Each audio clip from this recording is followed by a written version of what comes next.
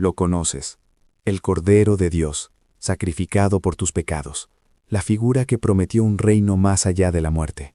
Pero, ¿y si te dijera que esa imagen, la piedra angular de una civilización, es una profunda incomprensión?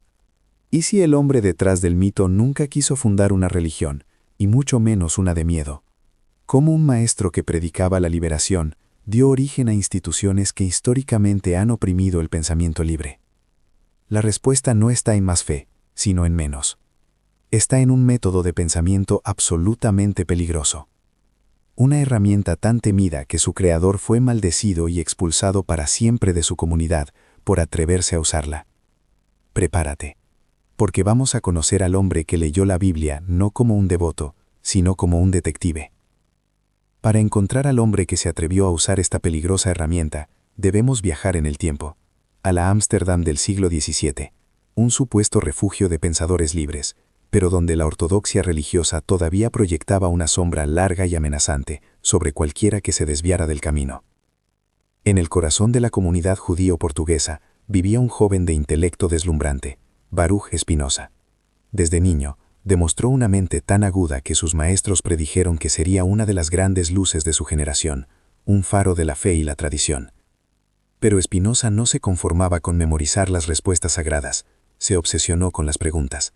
Cuestionaba la naturaleza de Dios, la autoría de las Escrituras y la idea de un pueblo elegido. Sus dudas eran profundas, lógicas y, para sus mayores, absolutamente aterradoras. El dogma, la fuerza opresora que él enfrentaría toda su vida, no tolera el escrutinio. Exige sumisión, no comprensión. Y las preguntas de Spinoza eran como martillos golpeando los frágiles cimientos de una verdad incuestionada, amenazando con derribar todo el edificio de la creencia comunitaria. La confrontación fue inevitable. A los 23 años, fue llevado ante los líderes de su sinagoga. Le ofrecieron una última oportunidad: silenciar su razón, retractarse de sus ideas y volver al redil. Pero, para Spinoza, traicionar su intelecto era traicionar a Dios mismo. Entonces, sobre él cayó la más terrible de las maldiciones, el cherem. Fue excomulgado de la forma más brutal imaginable. Se le prohibió a cualquiera hablar con él, leer sus escritos o acercarse a menos de 4 codos de su presencia. Fue borrado de su propia historia. Se convirtió en un fantasma en su propia ciudad, un paria absoluto. Su familia le dio la espalda, sus amigos lo abandonaron. Pagó el precio más alto por su honestidad intelectual, la soledad total, un castigo diseñado para quebrar el espíritu de cualquier hombre. Pero no quebró a Spinoza. En su exilio, adoptó un oficio humilde, pero profundamente simbólico: pulidor de lentes. Día tras día, en su modesto taller, transformaba trozos de vidrio opaco en instrumentos de una claridad perfecta, capaces de revelar mundos invisibles al ojo desnudo. Esta labor se convirtió en la metáfora perfecta de su misión filosófica. No solo pulía cristal para microscopios y telescopios, estaba forjando una nueva lente para la mente humana, una herramienta para limpiar las distorsiones del miedo, la superstición y el dogma, para poder ver la realidad. Su aislamiento no fue una derrota, sino el crisol donde se forjó su libertad. Lejos del ruido de la ortodoxia, pudo desarrollar su sistema de pensamiento, un método riguroso para analizar la naturaleza, la mente y los textos que la gente consideraba divinamente inspirados. Él entendió que la verdadera espiritualidad no podía basarse en la obediencia ciega, debía nacer de la comprensión valiente y autónoma de la realidad. Su búsqueda de la verdad no era un acto de rebelión, sino el más profundo acto de devoción que podía concebir. Ahora, volviendo a nuestra investigación, imagina a este hombre, a este mártir de la razón, tomando las lentes que él mismo había pulido. Imagínalo dirigiéndolas no hacia las estrellas, sino hacia las páginas de los evangelios. Lo que descubriría cambiaría para siempre nuestra comprensión del maestro de Galilea. Con las lentes de Spinoza firmemente en su lugar, la primera y más impactante distorsión que se hace evidente no se encuentra en las palabras atribuidas al maestro de Galilea, sino en la propia arquitectura de la religión, meticulosamente construida en su nombre, una estructura levantada por un hombre que nunca lo conoció en persona, que nunca escuchó su voz, ni fue testigo de sus actos. Nos referimos a Saulo de Tarso, quien se convertiría en el apóstol Pablo. Es aquí, en la mente de este ciudadano romano, fariseo y perseguidor de los primeros seguidores de Jesús, donde la narrativa sufre una mutación fundamental.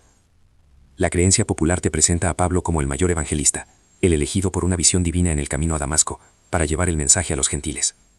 Pero el conocimiento académico, despojado de la hagiografía, revela una figura mucho más compleja, un genio de la teología y la organización, que tomó un movimiento judío mesiánico, local y ético, y lo tradujo a un lenguaje que el mundo grecorromano pudiera entender, y más importante aún, comprar.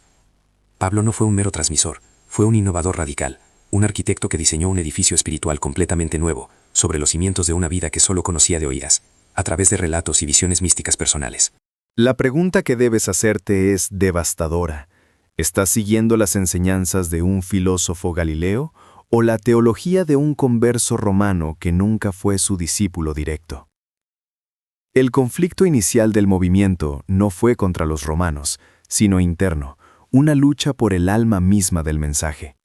Por un lado tenías a la comunidad de Jerusalén, liderada por Santiago, el hermano de Jesús, que mantenía una interpretación arraigada en la ley y la tradición judía.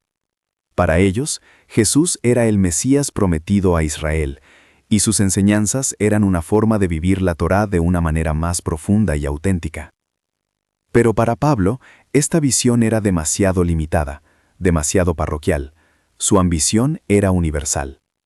Para lograrlo, tuvo que realizar una maniobra teológica de una audacia sin precedentes. Separó al hombre Jesús del concepto de Cristo. Jesús de Nazaret, el predicador itinerante, fue transformado en el Cristo cósmico, una deidad sacrificial cuyo propósito no era enseñar un camino ético en vida, sino morir para ofrecer la salvación en la muerte. Esta idea, la de un Dios que muere y resucita para salvar a sus seguidores, no era nueva ni original. Resonaba profundamente con los cultos mistéricos que proliferaban en el Imperio Romano, como los de Mitra, Dionisio u Osiris. Pablo, consciente o inconscientemente, estaba adaptando el producto para un mercado más amplio, creando un sincretismo religioso que sería la clave de su éxito, pero que al mismo tiempo pondría un velo casi impenetrable sobre la figura histórica que pretendía representar. Y es aquí donde las cosas empiezan a ponerse muy interesantes. La herramienta de Spinoza, el análisis crítico histórico, nos obliga a preguntar qué partes de los evangelios reflejan las enseñanzas originales y cuáles son adiciones posteriores, teología paulina insertada retroactivamente en la boca de Jesús. Los académicos, utilizando técnicas como el criterio de atestación múltiple y la discontinuidad, han llegado a un consenso sorprendente. Las capas más antiguas del material evangélico presentan a un sabio judío, un profeta cínico, un reformador social, pero no a un Dios que camina sobre la tierra.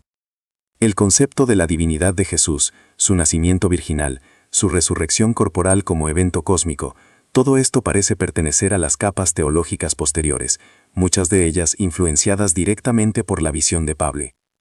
Es un proceso de deificación que se puede rastrear a lo largo del tiempo. Los primeros textos, como las cartas auténticas de Pablo, hablan de un Cristo exaltado espiritualmente. Los evangelios sinópticos, Marcos, Mateo y Lucas, escritos décadas después, comienzan a añadir elementos milagrosos y divinos. Y finalmente, el Evangelio de Juan, el más tardío y filosóficamente griego, presenta a un Jesús que declara abiertamente: yo y el Padre somos uno. Estás presenciando, en tiempo real, la construcción de un Dios. Ahora apliquemos esta lente crítica a una de las enseñanzas más sagradas y a la vez más malinterpretadas, el Sermón de la Montaña. Tomemos la primera bienaventuranza. Bienaventurados los pobres de espíritu, porque de ellos es el reino de los cielos. Durante siglos, el dogma te ha dicho que esto es una promesa de recompensa celestial para los humildes, los sumisos, los que no cuestionan. Es una herramienta de control perfecta. Sufre ahora en silencio, obedece, y serás recompensado después de morir. Pero, ¿y si te dijera que el significado original era exactamente lo contrario, un llamado a la rebelión intelectual? Un análisis filológico y contextual revela una interpretación radicalmente diferente. Pobres de espíritu no significa ser pusilánime o intelectualmente indigente. En el contexto arameo y hebreo podría interpretarse como aquellos que se han vaciado de sí mismos, es decir, aquellos que se han liberado del ego, de las falsas creencias, de los prejuicios y de los dogmas inculcados por la sociedad. Es un estado de humildad intelectual, la tabula rasa necesaria para percibir la verdad. Y el reino de los cielos no es un lugar físico en las nubes, es el estado de conciencia que se alcanza a través de esa percepción directa de la realidad, una condición de paz y lucidez que se experimenta aquí y ahora, no en un más allá hipotético. Piénsalo por un momento. La enseñanza original no es un opiáceo para las masas, sino un manifiesto filosófico.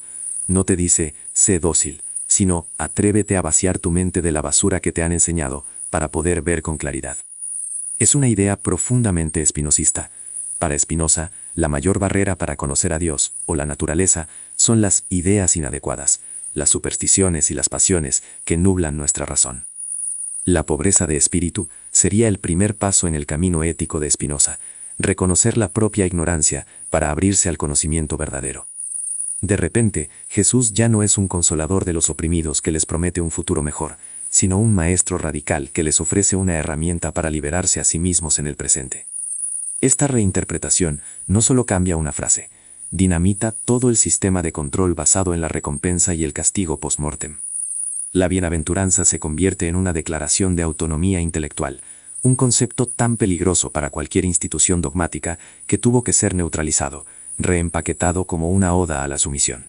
La única pregunta que resta es, ¿cuántas otras enseñanzas han sufrido la misma y deliberada distorsión? Continuemos con la siguiente bienaventuranza. Bienaventurados los que lloran, porque ellos serán consolados. La interpretación dogmática es, de nuevo, pasiva y orientada al futuro. Se te presenta como una validación del sufrimiento, una promesa de que tus lágrimas terrenales serán secadas por una mano divina en el paraíso. Esta visión fomenta una especie de masoquismo espiritual, donde el dolor en esta vida se convierte en una moneda de cambio para la felicidad en la próxima. Pero la lente crítica nos muestra algo mucho más activo y psicológicamente profundo. El verbo griego usado para llorar, penteo, no se refiere a una simple tristeza personal, sino a un lamento profundo, a menudo por una catástrofe o una injusticia social. En el contexto de la Judea ocupada por los romanos, este lamento no era por un mal personal, sino por el estado roto del mundo, por la prevalencia de la ignorancia, la opresión y la falta de compasión. El consuelo, para Caleo, no es un simple abrazo celestial. Significa ser llamado al lado de uno, ser fortalecido, ser animado. Por lo tanto, la frase se transforma. Afortunados son aquellos que tienen la empatía y la valentía de lamentar profundamente la injusticia del mundo, porque en ese mismo acto de conciencia encontrarán la fuerza para actuar. No es una promesa de consuelo pasivo, sino una descripción de la génesis del activismo ético. Esta relectura cambia radicalmente la figura del maestro. Ya no es alguien que predica la resignación, sino alguien que identifica la conciencia del sufrimiento ajeno como el motor del cambio. El lamento no es un fin en sí mismo, sino el combustible para la acción compasiva. Es el momento en que dejas de preocuparte solo por tu propio bienestar y te abres al dolor del colectivo. Ese es el verdadero consuelo, el descubrimiento de un propósito más grande que uno mismo, el llamado a reparar el mundo, tikkun olam en la tradición judía. La versión dogmática te mantiene llorando y esperando. La versión filosófica te impulsa a secar tus lágrimas y ponerte a trabajar. Spinoza argumentaría que esta es la transición de ser un esclavo de las pasiones tristes, como la autocompasión, a convertirse en un agente activo, guiado por la razón y el amor, que busca aumentar la potencia y la alegría en el mundo. La religión institucionalizada necesita que sus seguidores permanezcan en un estado de dependencia y espera. Un maestro de la liberación, en cambio, te daría las herramientas para encontrar la fuerza en tu propia capacidad de sentir y responder a la realidad tal como es. Ahora examinemos, bienaventurados los mansos, porque ellos heredarán la tierra. La palabra manso ha sido traducida para evocar imágenes de ovejas, de docilidad y falta de resistencia.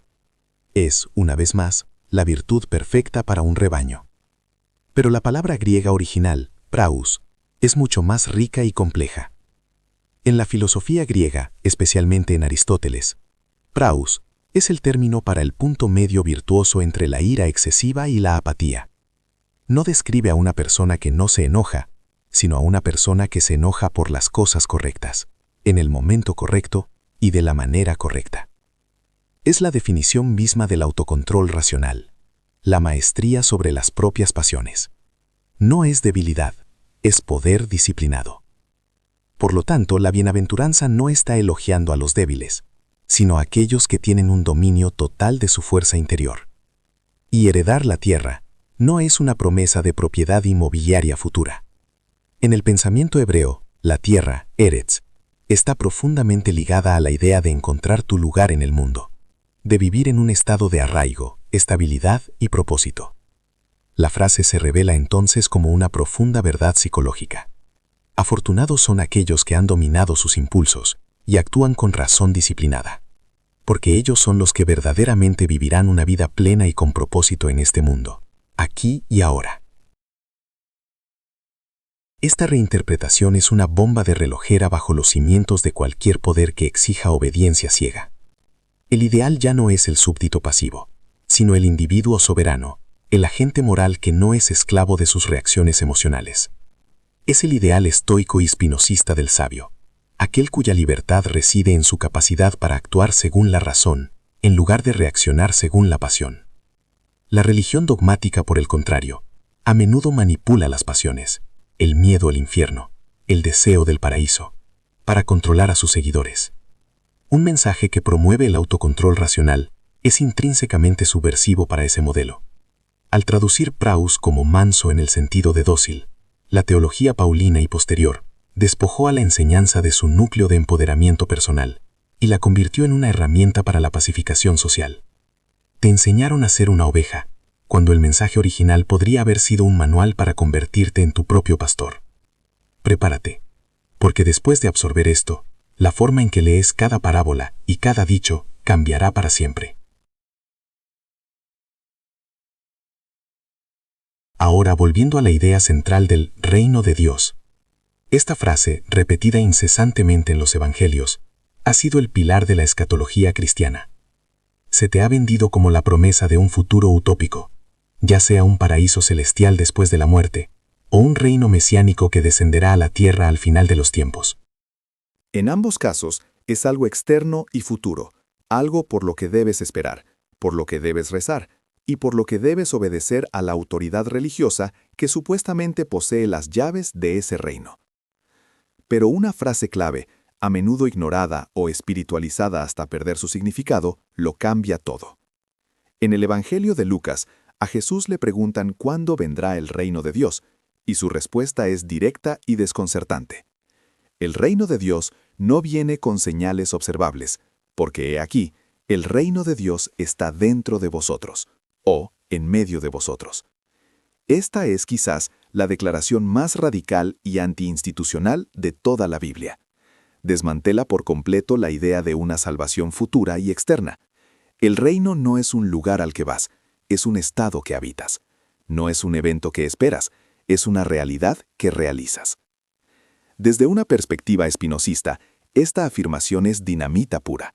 Si el reino de Dios está dentro de ti, entonces la divinidad no es un monarca trascendente que gobierna desde lejos, sino una presencia inmanente, una potencialidad inherente a tu propia naturaleza. Spinoza lo llamaría tu conatus, tu esfuerzo por perseverar en tu ser y tu capacidad de vivir según los dictados de la razón. El reino sería la soberanía de la razón sobre las pasiones, la libertad que se experimenta cuando uno comprende las leyes de la naturaleza, que para Spinoza son las leyes de Dios, y vive en armonía con ellas.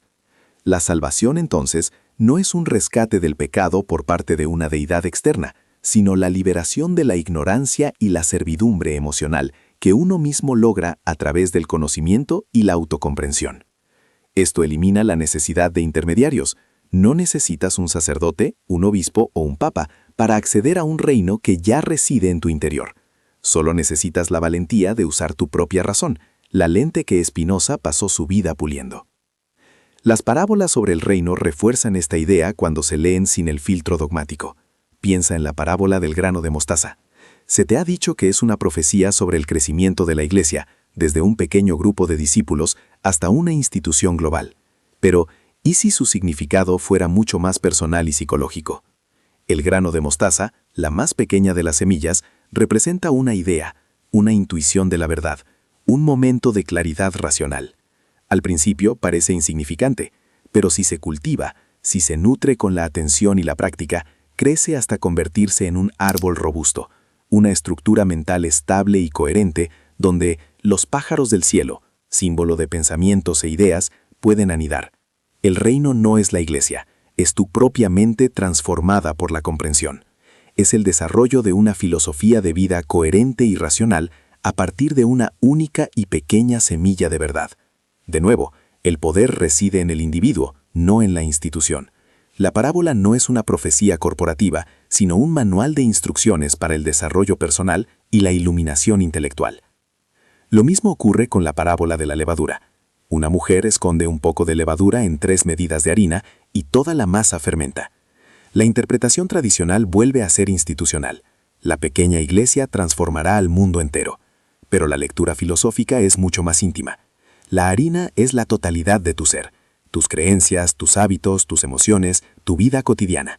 La levadura es de nuevo una idea transformadora, una comprensión profunda de la realidad. No necesitas cambiar todo en tu vida de golpe, solo necesitas introducir un pequeño pero potente principio de verdad, como la idea de que Dios es la naturaleza o que la virtud es su propia recompensa, y dejar que actúe silenciosamente. Con el tiempo, este principio fermentará y transformará toda tu existencia desde dentro hacia afuera, sin necesidad de una revolución externa o una conversión dramática. Es un modelo de cambio orgánico y sutil, basado en la integración de la sabiduría en la vida práctica. Una vez más, el mensaje es de autotransformación, no de adhesión a una organización. El contraste entre la creencia popular y el conocimiento académico se vuelve aquí un abismo. La creencia popular, moldeada por siglos de teología paulina, te presenta un reino que es un premio, una recompensa externa por la fe y la obediencia. El conocimiento académico, apoyado por el análisis textual y contextual, te presenta un reino que es un proceso, una disciplina interna de transformación de la conciencia. El primero crea dependencia de la institución, el segundo fomenta la autonomía radical del individuo. No es de extrañar que la institución eligiera promover la primera interpretación, su supervivencia dependía de ello. Al posicionarse como el único guardián de las llaves del reino, la Iglesia se aseguró un poder inmenso sobre la vida y la muerte, la mente y el alma de millones de personas. La frase «El reino de Dios está dentro de vosotros» tuvo que ser neutralizada, explicada como una metáfora mística o simplemente ignorada, porque una lectura literal de la misma significaba el fin de su monopolio espiritual. Y esto nos lleva inevitablemente a la cuestión de los milagros. En la narrativa dogmática, los milagros son la prueba definitiva de la divinidad de Jesús. Son la demostración de su poder sobre las leyes de la naturaleza, la evidencia de que Él era el Hijo de un Dios trascendente que podía intervenir y alterar la realidad a voluntad.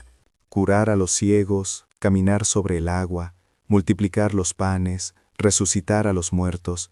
Estos actos son presentados como eventos históricos literales que deben ser aceptados por la fe.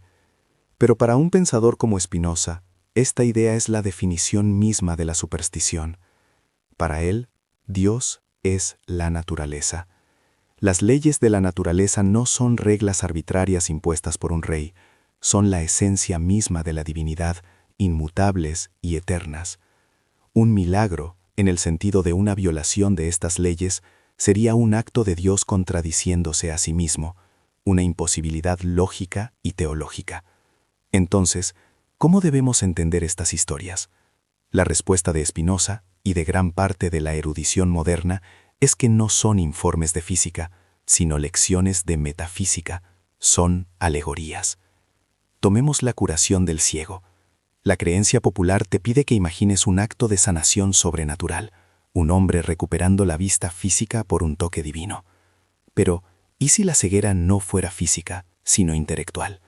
La ceguera, en la literatura filosófica de todas las culturas, es la metáfora por excelencia de la ignorancia. Estar ciego es vivir en la oscuridad de las ideas inadecuadas, de las supersticiones y los miedos. Ver es alcanzar la iluminación, la comprensión racional, el conocimiento. La historia de la curación del ciego, leída como una alegoría, se convierte en la descripción de un proceso de enseñanza filosófica.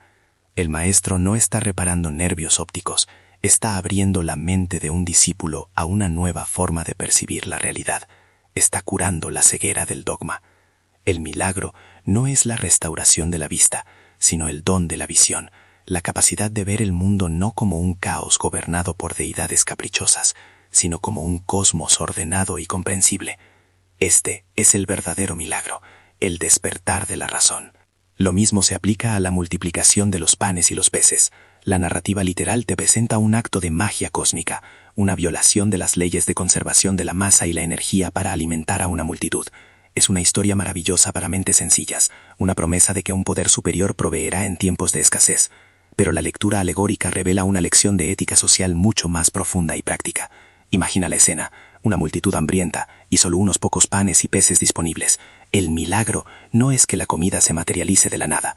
El milagro ocurre cuando, inspirados por el ejemplo de compartir lo poco que se tiene, todos los demás en la multitud que habían estado escondiendo su propia comida por miedo a la escasez, la sacan y la comparten también.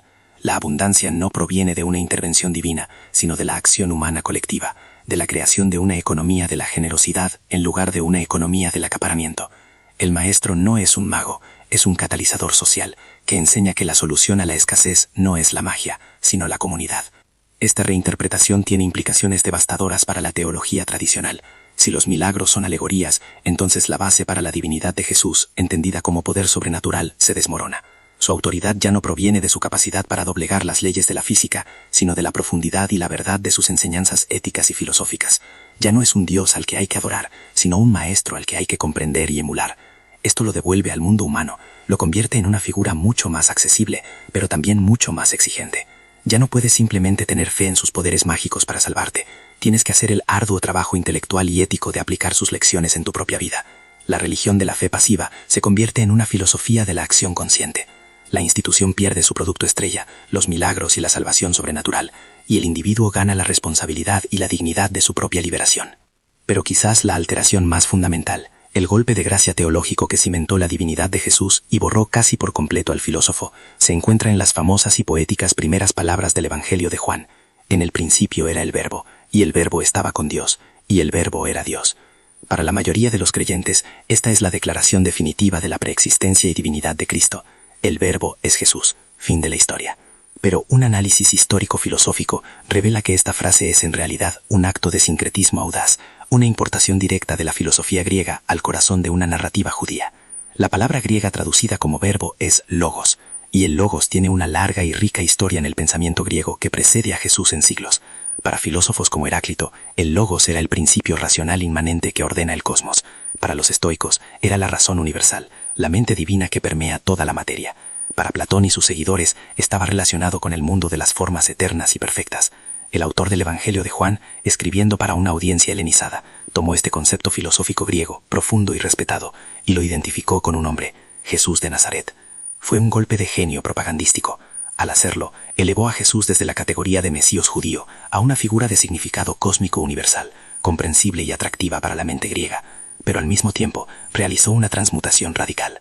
El mensaje de un maestro ético que enseñaba un camino de liberación interior se vio eclipsado por una compleja teología metafísica sobre la encarnación de un principio cósmico.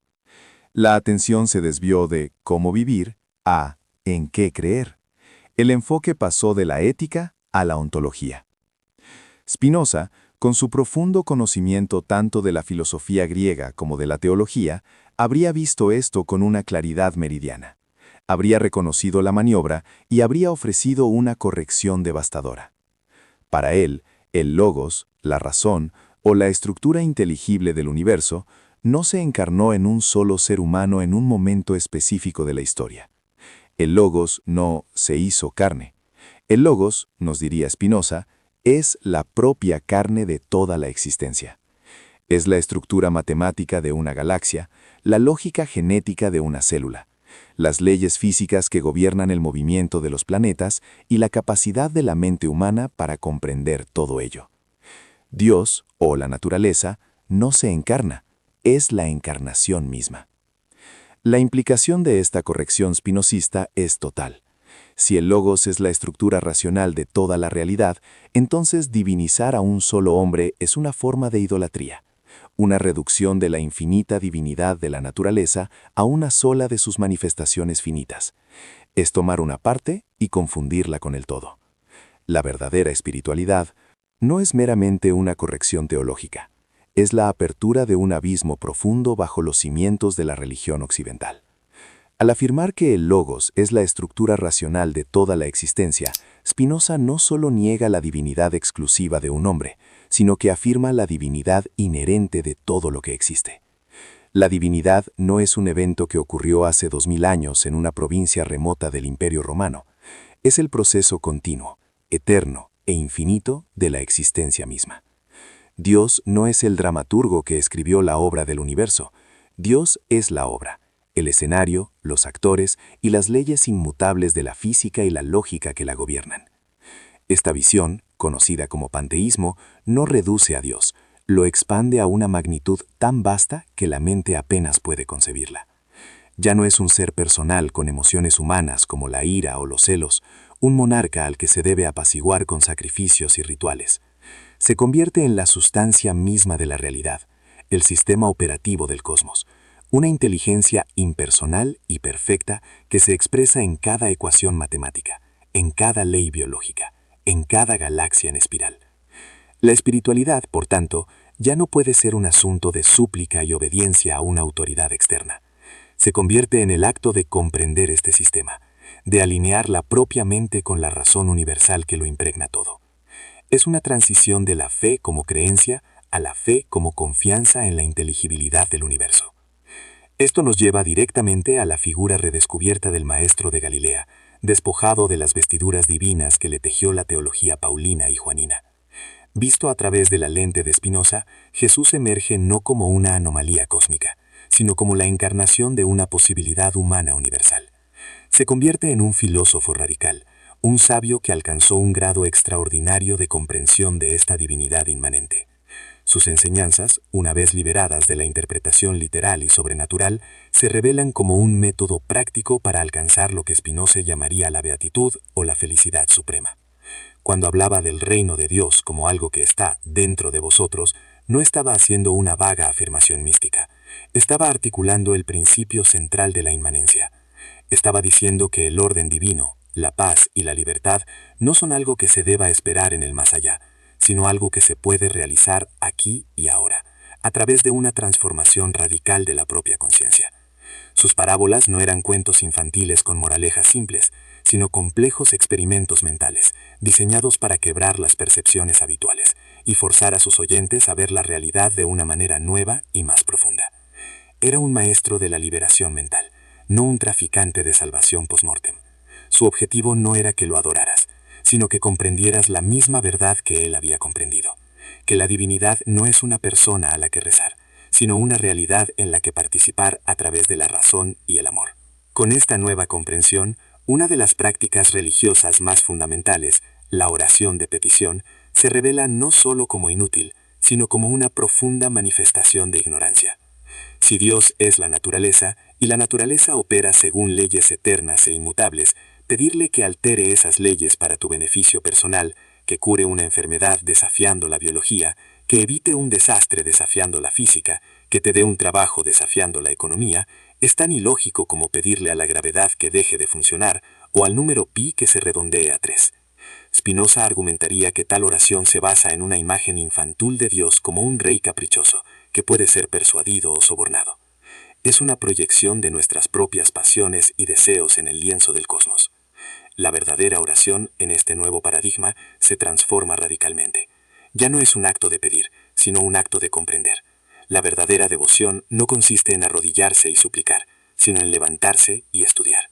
Estudiar las leyes de la física es una forma de oración. Comprender el funcionamiento de la biología es un acto de comunión. Apreciar la elegancia de las matemáticas es una forma de alabanza. El acto más sagrado que un ser humano puede realizar es el uso de su razón para entender el orden del universo, porque al hacerlo está participando directamente en la mente de Dios. La verdadera conexión con lo divino no se encuentra en la esperanza de una intervención milagrosa, sino en el asombro y la gratitud por el orden milagroso que ya existe. La siguiente bomba teológica que detona esta visión espinosista es la aniquilación del concepto de pecado y culpa, las herramientas más poderosas de control psicológico jamás inventadas. En la teología tradicional, el pecado es una ofensa contra un Dios rey, una transgresión de sus leyes divinas que mancha tu alma y te hace merecedor de un castigo eterno. Esta idea genera un ciclo perpetuo de miedo, culpa y dependencia de la institución religiosa, que se presenta como la única dispensadora del perdón. Pero si Dios es la naturaleza, un sistema impersonal de causa y efecto, el concepto de ofensa pierde todo sentido. La naturaleza no se ofende. La ley de la gravedad no se siente insultada si saltas de un acantilado, simplemente opera, y tú sufres las consecuencias. Spinoza redefine el pecado no como una ofensa moral, sino como un error intelectual. La palabra griega original para pecado, amartía, significa literalmente errar el blanco, un término del tiro con arco. Pecar es actuar desde la ignorancia, desde las ideas inadecuadas, desde las pasiones que nublan la razón. Cuando actúas con ira, envidia o miedo, no estás ofendiendo a Dios, te estás dañando a ti mismo y a los demás. Estás actuando de una manera que disminuye tu propia potencia de ser, tu propia capacidad para la alegría y la libertad. La solución, por tanto, no es el arrepentimiento suplicante, ni el perdón divino, sino el conocimiento y la autocorrección. La cura para la ignorancia no es la fe, es la educación. Esto nos lleva a la redefinición final y más liberadora de todas, la verdadera naturaleza de la salvación. El dogma te ha vendido la salvación como un billete a un paraíso post-mortem, un rescate del castigo eterno, que solo se puede obtener a través de la fe en el sacrificio de Cristo. Es una transacción que se realiza en el futuro, manteniendo tu vida actual en un estado de ansiedad y espera. Spinoza, sin embargo, nos ofrece algo mucho más inmediato y tangible. Para él, la salvación, a la que llama beatitud o felicidad suprema, no es algo que ocurre después de la muerte. Es la más alta forma de existencia que se puede alcanzar en esta vida. Es un estado de paz mental, libertad interior y alegría activa que surge directamente de la comprensión. Es la libertad que experimentas cuando dejas de ser un esclavo de tus pasiones, tus miedos, tus esperanzas, tus odios, y comienzas a vivir guiado por la razón. Es la paz que encuentras cuando comprendes tu lugar en el orden eterno de la naturaleza, aceptando lo que no puedes cambiar y actuando sabiamente sobre lo que sí puedes. Esta salvación no requiere un salvador externo. El salvador es tu propia razón, tu propia capacidad de comprender la verdad. La liberación no es del infierno, sino de la ignorancia. La felicidad suprema no es una recompensa por la virtud, es la virtud misma. Vivir una vida racional y comprensiva es en sí mismo el paraíso. La implicación más radical de esta visión es la eliminación total de la necesidad de intermediarios entre el individuo y lo divino. Si la conexión con Dios se establece a través de la razón y la comprensión del mundo natural, entonces los sacerdotes, los obispos, los rabinos, los imanes, las iglesias, las sinagogas y las mezquitas se vuelven, en el mejor de los casos, superfluos y en el peor, obstáculos. La autoridad ya no reside en un texto sagrado interpretado por una élite, ni en una tradición transmitida a lo largo de los siglos. La autoridad última reside en la razón misma, una facultad que cada ser humano posee. La espiritualidad se convierte en un acto de soberanía individual, una búsqueda personal de la verdad que no requiere la aprobación de ninguna institución. Esto es, por supuesto, la idea más peligrosa imaginable para cualquier estructura de poder que base su legitimidad en ser el único canal de acceso a lo divino. Es una declaración de independencia espiritual. Spinoza no solo estaba puliendo lentes, estaba forjando las llaves para que cada individuo pudiera abrir su propia celda. Estaba democratizando a Dios, sacándolo de los templos y devolviéndolo a su verdadero hogar, la sustancia de cada átomo, la lógica de cada pensamiento, el tejido mismo de la realidad. La búsqueda de Dios se convierte entonces en la búsqueda del conocimiento en todas sus formas, la ciencia, la filosofía, el arte, la introspección. Pensemos por un momento en el profundo cambio psicológico que esta perspectiva engendra. La religión dogmática, con su énfasis en el pecado original, el juicio final y el infierno, a menudo opera a través del miedo. El miedo a la muerte, el miedo al castigo, el miedo a la ira de Dios. Este miedo es una herramienta de control increíblemente eficaz que mantiene a los creyentes en un estado de dependencia infantil. La visión de Spinoza es un antídoto directo contra este veneno. Al comprender que la muerte es simplemente una transición natural, una disolución del individuo de vuelta a la sustancia infinita de la que surgió, el miedo a la muerte disminuye. Al entender que no hay un juez cósmico registrando tus errores, la culpa paralizante se disipa. Al reconocer que Dios es el orden inmutable del universo y no una deidad temperamental, la ansiedad por apaciguar a lo divino se desvanece. En lugar del miedo, surge una nueva emoción fundamental, el amor Dei intellectualis, El amor intelectual a Dios. No es un amor emocional y sentimental por una figura paterna. Es un profundo sentimiento de asombro, gratitud y conexión que surge de la comprensión racional del orden, la belleza y la complejidad del universo.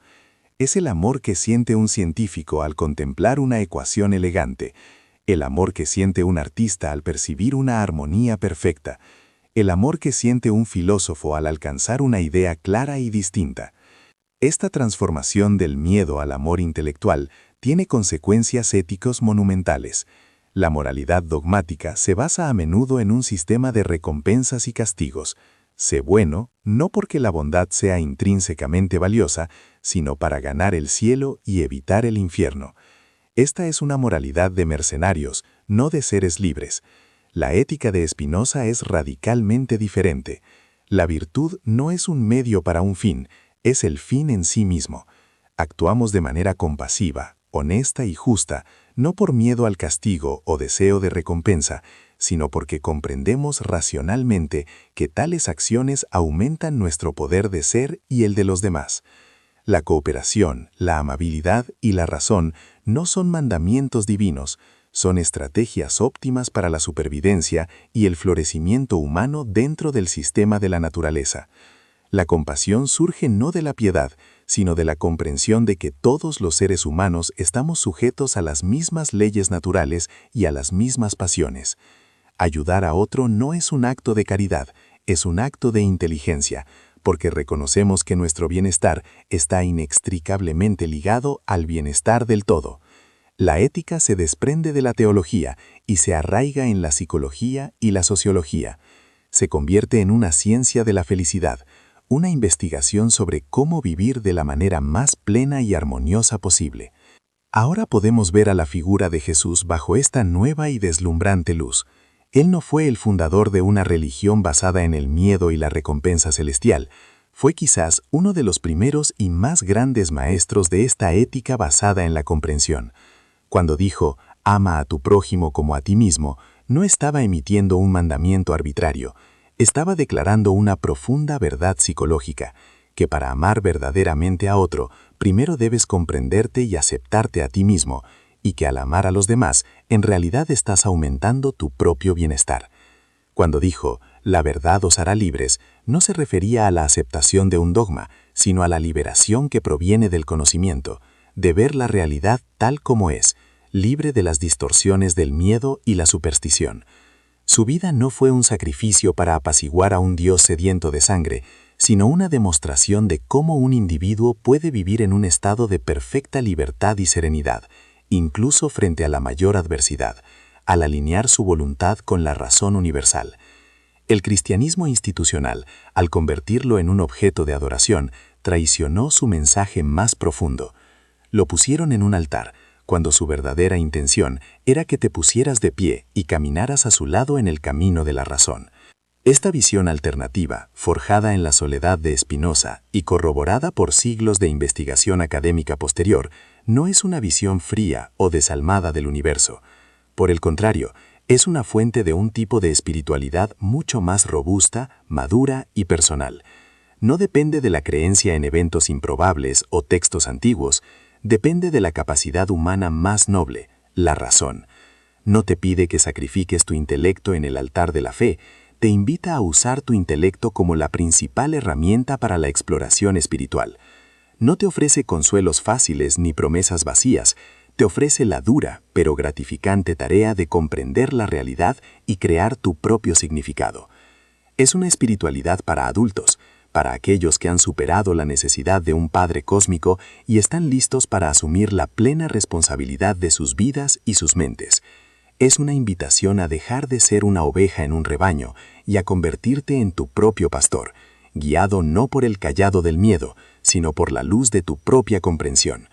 Es el cumplimiento final de la promesa del Maestro de Galilea, no la promesa de un reino en el cielo, sino la realización del reino de la razón dentro de ti.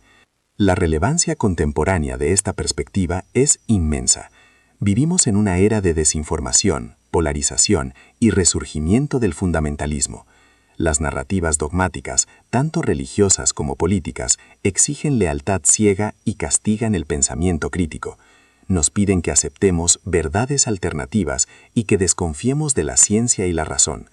En este contexto, el método de Spinoza y la figura reconstruida de Jesús como filósofo de la razón se convierten en herramientas de resistencia intelectual. Nos recuerdan que la libertad de pensamiento no es un lujo, sino una necesidad para la supervivencia de una sociedad sana. Nos enseñan a cuestionar la autoridad, a examinar las fuentes, a buscar la evidencia y a tener el coraje de seguir la razón a donde quiera que nos lleve, incluso si nos conduce fuera de las cómodas fronteras de nuestra tribu. Esta espiritualidad racional no es un escape del mundo, sino un compromiso más profundo con él. Nos impulsa a combatir la ignorancia, a promover la educación y a construir una sociedad basada no en dogmas compartidos, sino en un respeto compartido por la búsqueda de la verdad. Es una llamada a la acción para pulir nuestras propias lentes mentales y ayudar a otros a limpiar las suyas. Imagina un mundo donde la espiritualidad no estuviera divorciada de la ciencia, sino que la viera como una de sus expresiones más elevadas. Un mundo donde las discusiones religiosas no fueran sobre qué dogma es el verdadero, sino sobre cómo podemos aplicar mejor la razón y la compasión para resolver los problemas humanos. Un mundo donde los niños no fueran adoctrinados en el miedo a un Dios castigador, sino educados en el asombro por el universo y en la confianza en su propia capacidad de pensar. Este es el mundo que la visión de Spinoza hace posible. No es una utopía, porque seguiría habiendo sufrimiento y desafíos, pero sería un mundo liberado de la tiranía de la superstición, un mundo donde los seres humanos podrían finalmente alcanzar su pleno potencial como seres racionales y libres. Este es el Evangelio prohibido de Spinoza, no una buena noticia sobre la salvación en otro mundo, sino la noticia aún mejor de que tenemos las herramientas para crear nuestra propia salvación en este. La pregunta que queda, la única pregunta que importa, es si tendremos el coraje de usar esas herramientas.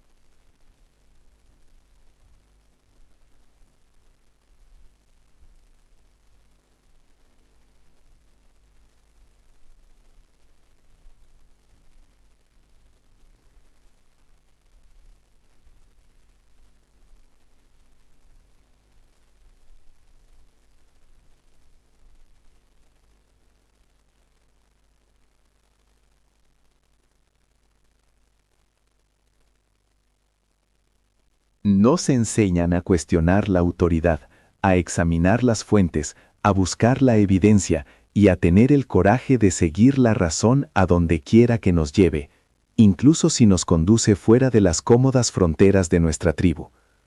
Esta espiritualidad racional no es un escape del mundo, sino un compromiso más profundo con él.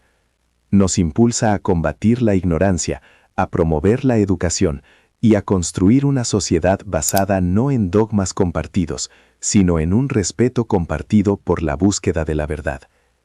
Es una llamada a la acción para pulir nuestras propias lentes mentales y ayudar a otros a limpiar las suyas. Imagina un mundo donde la espiritualidad no estuviera divorciada de la ciencia, sino que la viera como una de sus expresiones más elevadas. Un mundo donde las discusiones religiosas no fueran sobre qué dogma es el verdadero, sino sobre cómo podemos aplicar mejor la razón y la compasión para resolver los problemas humanos. Un mundo donde los niños no fueran adoctrinados en el miedo a un Dios castigador, sino educados en el asombro por el universo y en la confianza en su propia capacidad de pensar. Este es el mundo que la visión de Spinoza hace posible. No es una utopía, porque seguiría habiendo sufrimiento y desafíos, pero sería un mundo liberado de la tiranía de la superstición, un mundo donde los seres humanos podrían finalmente alcanzar su pleno potencial como seres racionales y libres. Este es el Evangelio prohibido de Spinoza, no una buena noticia sobre la salvación en otro mundo, sino la noticia aún mejor de que tenemos las herramientas para crear nuestra propia salvación en este. La pregunta que queda, la única pregunta que importa, es si tendremos el coraje de usar esas herramientas.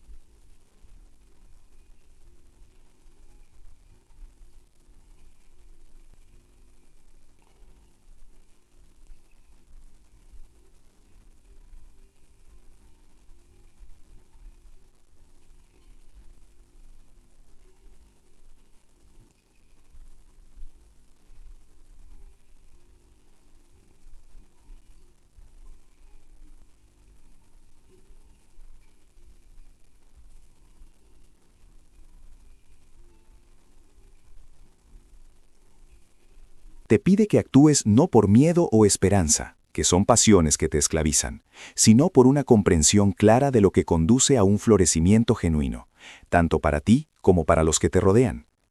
Te invita a cultivar la fortaleza de carácter, fortitudo, que se compone de firmeza, animositas y generosidad, generositatas. La firmeza para perseguir lo que la razón dicta como bueno para ti, y la generosidad para ayudar a otros a hacer lo mismo. Es una ética de empoderamiento mutuo, no de juicio y condena.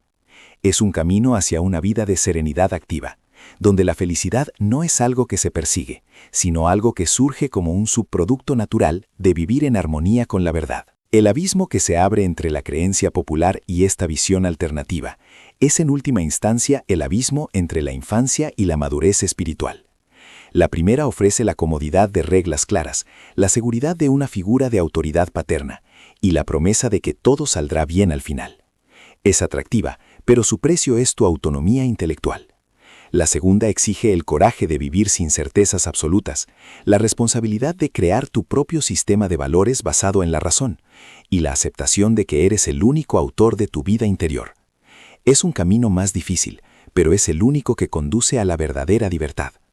Elegir este segundo camino es el acto de fe definitivo, no la fe en un credo, sino la fe en la capacidad de la razón humana, para navegar por la complejidad de la existencia y encontrar en ella significado, belleza y alegría. Es la elección que hizo Spinoza, pagando un precio terrible. Es la elección que, según esta interpretación, enseñó el filósofo de Galilea. Y es la elección que se te presenta a ti ahora. La visión alternativa que emerge de la academia y la filosofía de Spinoza no busca destruir la espiritualidad, sino refundarla sobre una base más sólida e inquebrantable, la realidad misma. Desmantela el edificio de la religión sobrenatural, pero solo para revelar los cimientos de una espiritualidad natural. Te quita los milagros entendidos como violaciones de la ley natural, pero te devuelve el milagro de la propia ley natural, la asombrosa realidad de que el universo es ordenado e inteligible. Te quita la promesa de una vida eterna personal, pero te devuelve la conciencia de tu participación en la eternidad de la naturaleza. Es un intercambio exigente, un trueque de consuelos infantiles por una dignidad adulta. Es una invitación a dejar de mirar al cielo en busca de respuestas y empezar a mirar el mundo que te rodea y el mundo que llevas dentro, con una claridad nueva y radical. Es el paso de una fe que ciega a una comprensión que ilumina. Esto nos lleva a la conclusión inevitable de que la historia de la religión occidental es en gran medida la historia de un malentendimiento colosal, ya sea deliberado o no. Un movimiento que comenzó como una filosofía radical de liberación interior fue transformado en una institución de control social. Un maestro que enseñaba la inmanencia de Dios fue convertido en un Dios trascendente. Un mensaje que promovía la autonomía de la razón fue sustituido por un dogma que exigía la sumisión de la fe. La lente de Spinoza nos permite ver este proceso con una claridad dolorosa. Nos muestra cómo las ideas pueden ser cooptadas, distorsionadas y puestas al servicio de intereses de poder que son la antítesis de su intención original.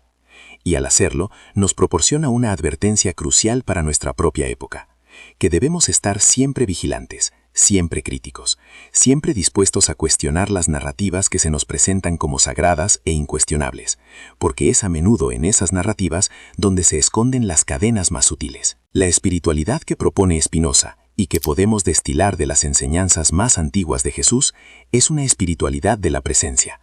No se centra en el pasado, un pecado original que hay que expiar, ni en el futuro, un paraíso que hay que ganar. Se centra intensamente en el aquí y el ahora, porque es solo en el presente donde podemos ejercer nuestra razón, comprender la realidad y experimentar la beatitud. Cada momento se convierte en una oportunidad para la comprensión, para ver a través de las ilusiones de las pasiones y conectar con el orden eterno de la naturaleza. La meditación no es un acto de vaciar la mente, sino de llenarla con ideas claras y distintas. La ética no es seguir un código de reglas, sino responder a cada situación con la máxima inteligencia y compasión de la que seamos capaces. La vida deja de ser un periodo de prueba para convertirse en la propia experiencia de lo divino. Es la realización de que ser plenamente humano, plenamente racional, plenamente consciente, es la forma más elevada de ser espiritual. Al final de este análisis, Jesús el filósofo emerge como una figura más desafiante y relevante que el Cristo de la fe. El Cristo dogmático te pide que creas en Él. El Jesús filósofo te pide que te creas a ti mismo, que confíes en tu propia capacidad para discernir la verdad. El primero te ofrece la salvación como un regalo que debes aceptar pasivamente. El segundo te ofrece la liberación como una tarea que debes emprender activamente. El primero es el centro de una religión, el segundo es el catalizador de una filosofía de vida. Esta distinción es la clave de todo. La religión, a menudo, busca respuestas definitivas y consuelo en la certeza. La filosofía, en su mejor expresión, busca preguntas cada vez más profundas y encuentra consuelo en la propia búsqueda. La visión espinosista nos invita a hacer la transición de la primera a la segunda, a transformar nuestra vida espiritual de una adhesión a un credo a una aventura de la comprensión. Considera el poder de esta transformación. Una espiritualidad basada en la razón es inmune a las crisis de fe. No puede ser refutada por los descubrimientos científicos, porque acoge a la ciencia como uno de sus caminos principales hacia Dios. No puede ser destruida por la crítica histórica de los textos sagrados, porque los ve como documentos humanos de los que extraer sabiduría, no como dictados divinos. No puede ser corrompida por la hipocresía de las instituciones religiosas, porque su sede no está en ningún templo, sino en la mente de cada individuo. Es una fortaleza interior que uno construye con los ladrillos del conocimiento y el mortero de la lógica. Es una fe que no necesita defenderse, porque no se basa en afirmaciones dudosas, sino en la experiencia directa de la realidad a través de la lente de una mente clara.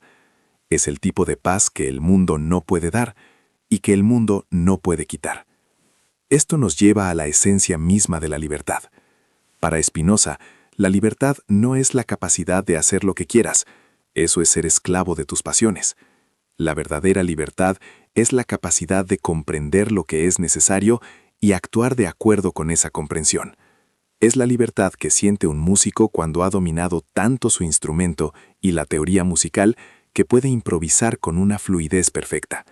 No está rompiendo las reglas, las ha interiorizado tan profundamente que se mueven a través de él. De la misma manera, el individuo libre es aquel que ha comprendido las leyes de la naturaleza, tanto externas como internas, las de su propia psicología, y vive en armonía con esa comprensión. Hemos viajado lejos, desde la imagen familiar de un Dios crucificado hasta la figura radical de un filósofo de la razón. Este viaje no tenía como objetivo destruir tu fe ni vaciar tu espíritu. Todo lo contrario. Su propósito era ofrecerte una base más sólida, una que no pueda ser sacudida por la crítica histórica o el descubrimiento científico. Una espiritualidad anclada no en un libro antiguo, sino en la realidad misma. Porque la verdad no teme al escrutinio. Solo las mentiras y las medias verdades necesitan la protección del dogma. La figura de Jesús, vista a través de la lente de Spinoza, no se empequeñece, se vuelve infinitamente más grande, más humana y más relevante. Ya no es un ídolo al que adorar pasivamente, sino un compañero en el arduo camino de la autoliberación. Su mensaje, despojado de siglos de manipulación, resuena con una urgencia atemporal. Te dice que el poder para salvarte no está en el cielo, sino en tu propia mente. Te dice que el reino de la paz no es una promesa futura, sino una posibilidad presente. Y te dice que la herramienta más sagrada que posees es tu capacidad de pensar con claridad y coraje. Esta es la herencia que la historia intentó borrar, el legado de un rebelde que fue traicionado no por un discípulo, sino por la propia religión que se fundó en su nombre. Spinoza recogió esa antorcha de la razón, pagando el precio del exilio y la soledad para mantenerla encendida. Sufrió la maldición de su comunidad para que nosotros pudiéramos recibir la bendición de la duda, el don del pensamiento crítico. Ahora esa antorcha pasa a tus manos. Vivimos en una época que se ahoga en la desinformación, donde los dogmas políticos y religiosos exigen una lealtad ciega. Se nos pide que sacrifiquemos nuestro intelecto en el altar de la tribu, que aceptemos la falsedad por comodidad. En este mundo, el pensamiento crítico no es un pasatiempo intelectual, es un acto de supervivencia. Es una herramienta de resistencia contra quienes buscan controlar tu mente a través del miedo y la ignorancia. Las ideas que hemos explorado aquí no son meras curiosidades históricas, son armas para la batalla que se libra hoy por el alma de nuestra especie, la batalla entre la razón y la superstición, entre la autonomía y la sumisión. Spinoza nos dio las herramientas, pagó el precio para que pudiéramos pensar libremente. La tarea, ahora, es tuya. Coge esas lentes, atrévete a mirar los textos, las tradiciones y las creencias que te han moldeado, no para destruirlos con ira, sino para comprenderlos en su profunda y a menos trágica humanidad, para extraer de ellos la sabiduría que resuena con la razón y descartar la superstición que la envenena. Esta es tu responsabilidad y tu mayor privilegio. Nadie puede recorrer este camino por ti. No hay gurús, ni sacerdotes, ni textos infalibles que puedan darte las respuestas. Las respuestas no se reciben, se construyen, se forjan en el fuego de la investigación honesta y la reflexión valiente. Este viaje intelectual te ha traído hasta la puerta, pero solo tú puedes decidir si la cruzas. Nos encantaría saber qué piensas, qué dudas o qué ideas ha despertado este viaje en ti. Escribe tu reflexión en los comentarios, porque la búsqueda de la verdad es un diálogo, no un monólogo. Si este contenido te ha aportado valor, considera suscribirte al canal y activar las notificaciones. Continuaremos explorando las ideas más peligrosas y liberadoras de la historia. Tu apoyo nos permite seguir puliendo lentes en un mundo que a menudo prefiere la comodidad de la oscuridad. Recuerda, el objetivo nunca ha sido darte un nuevo conjunto de creencias para reemplazar al antiguo.